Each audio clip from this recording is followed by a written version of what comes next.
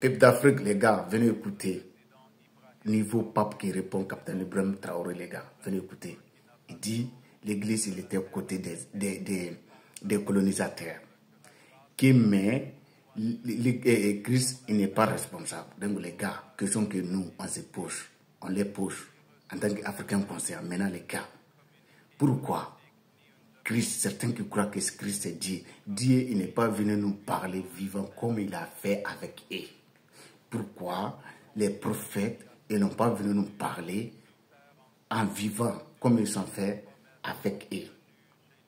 Mais c'est après leur mort, les hommes se lèvent pour venir nous dire, mais ça c'est que ces dieux-là, ou bien ces prophètes-là, les ont fait passer. Pourquoi?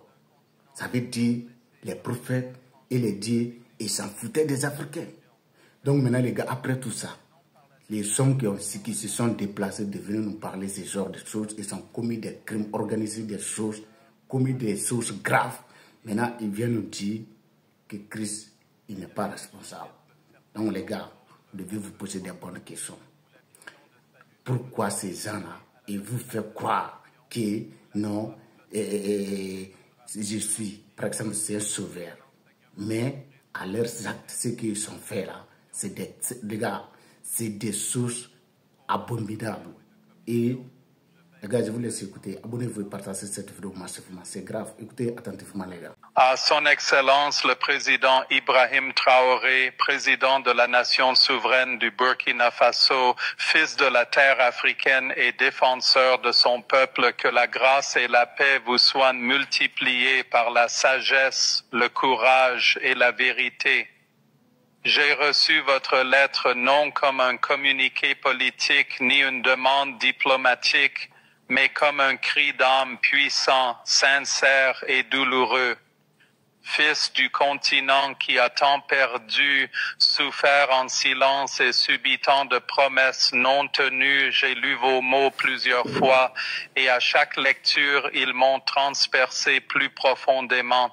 J'ai entendu non seulement la colère d'un président, mais le cri juste d'un continent longtemps blessé par les doubles tranchants de la négligence et de l'exploitation. Permettez-moi de commencer non par la défense, mais par la confession. Oui, l'Église s'est parfois tenue aux côtés des colonisateurs, alors qu'elle aurait dû soutenir les crucifiés. Il y a eu des chapitres, certains longs, d'autres honteusement courts, où la mission de salut s'est retrouvée mêlée à la machine de la soumission, où la croix flottait aux côtés des drapeaux de l'Empire, et où les enseignements du Christ furent ternis par les ambitions des rois. Pour ces fautes, fautes d'omission et de commission, je baisse la tête en repentance. Aucune institution, aussi sacrée soit-elle, n'échappe à l'examen de conscience. Si l'Église veut rester un phare, elle ne doit pas seulement éclairer à l'extérieur, elle doit aussi briller à l'intérieur.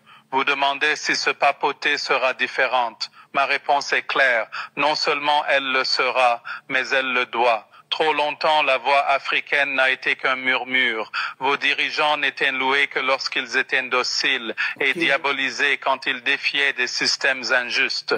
Vos ressources ont été pillées tandis que votre peuple ramassait ce qui lui appartenait de droit. Mais l'Afrique n'est pas une œuvre de charité. L'Afrique n'est pas un patient attendant que l'Occident lui administre une anesthésie spirituelle ou politique. L'Afrique est le berceau du courage, la source du chant, le battement du pouvoir, la prophétie. Ce n'est pas un fardeau pour le monde, c'est son maître. Permettez-moi d'être clair, comme vous l'avez été, président Traoré, sur l'héritage colonial. Vous avez parlé des chaînes, non seulement celles qui entravaient nos ancêtres, mais aussi des chaînes invisibles qui tiennent encore l'âme de l'Afrique. Parlons en vérité, non comme des adversaires, mais comme des hommes chargés de mémoire. Le colonialisme n'était pas qu'une conquête politique.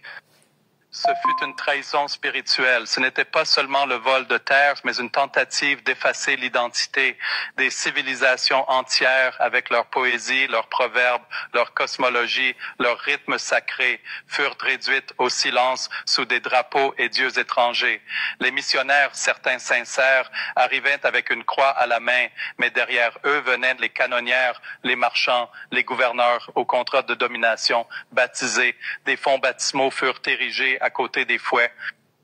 Les Écritures étaient prêchées à l'ombre des épées. L'histoire du Christ, venu libérer, a trop souvent été racontée dans un langage de contrôle. Et bien que beaucoup de ces missionnaires aient donné leur vie au service et que certains se soient dressés contre les pouvoirs de l'Empire, la vérité reste que l'Église ne s'est pas toujours tenue aux côtés des opprimés. Trop souvent, elle a soutenu le conquérant.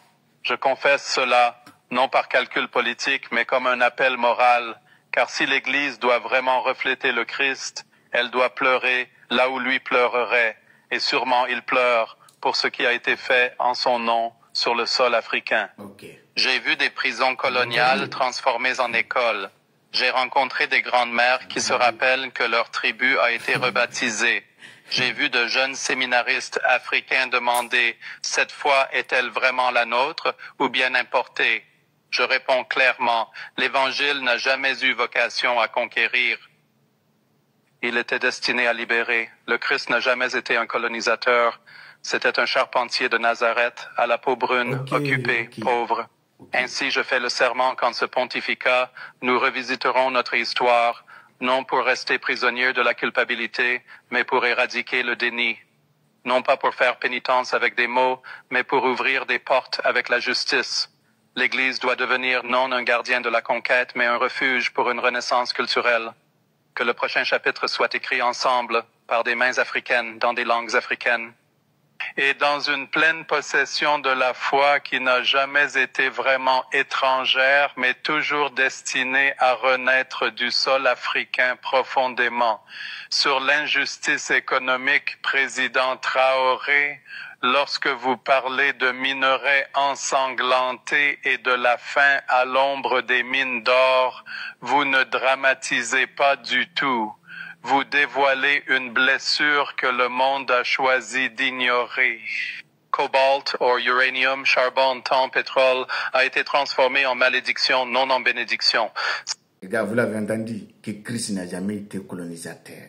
Que Christ était un pauvre serpentiaire au Nazareth. Ok.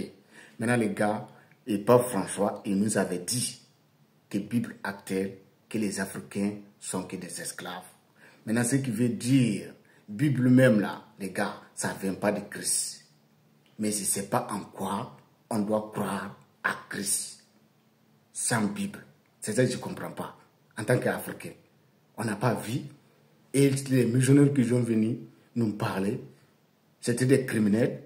Et deuxièmement, les livres qu'ils nous ont donnés, l'autre dit que dans ces livres, que les Africains n'ont que des esclaves. Que lui, il va faire des réformes pour nous faire des places à côté de Christ.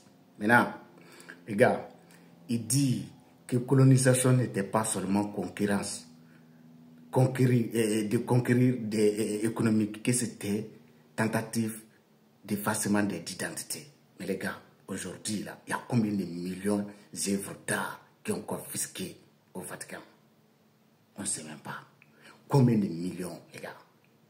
Combien de millions qui ont confisqué? C'est là qui viennent nous dire ça. Vu qu'ils ont, comme ils ont vu les Africains commencent à se poser des bonnes questions, maintenant ils vont venir endormir à niveau. C'est passer des bonnes personnes. Vous voyez? Donc maintenant les gars, ces gens-là, au lieu de commencer à nous rapatrier, au lieu de commencer à rapatrier nos œuvres d'art africains au Vatican, il ne fait pas ça. Hein. Il vient toujours nous donner des leçons de morale. Dans l'hypocrisie totale. Vous voyez? Donc la famille, abonnez-vous et partagez cette vidéo. Au tep, les gars. C'est la lutte libère. On est ensemble.